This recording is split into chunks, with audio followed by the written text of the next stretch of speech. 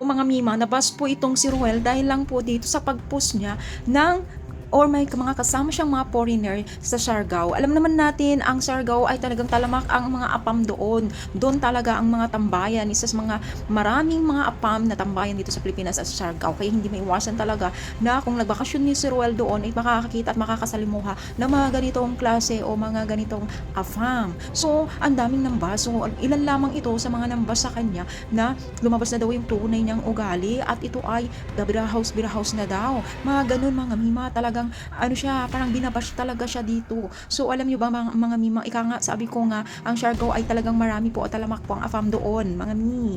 No, sobrang ano, o naman tawag nito, mag-comment syempre. Siguro dahil sa first pa yung yung paghihiwalay nila ni Rachel, kaya ganito ang mga na i-comment po ng mga ilang netizens na nagmamahal sa kanila kasi parang hindi pa siguro until now na matanggap yung kanilang paghihiwalay kasi sino ba naman kasi 'di ba sobrang sweet sila dati, pero mga Mima, move on na tayo.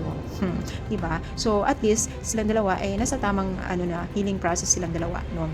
At okay naman kasi syempre alam naman natin na ang minsan ay kahit gaano pa tayo ka-sweet o katagal, kung hindi talaga tayo para sa isa't isa, wala tayong magagawa. So kagaya neto, no, na nakita neto ay meron na marami na silang iniisip dito kay Ruel, no. Pero syempre larangan ng social media yan ay hindi natin ma-please yung mga tao at hindi natin dapat kailangan ipaliwanag po yung sarili natin kung ano ang sabihin nila. 84 daw go, diba? Kagaya neto na nabas itong si Ruel. So, talagang matik na yan kasi first pa yung hiwalay nila itong si Rachel at si Ruel. So, kita nyo, no? So, alam ko talaga ang Siargao ay talagang talamakdan ng mga afam.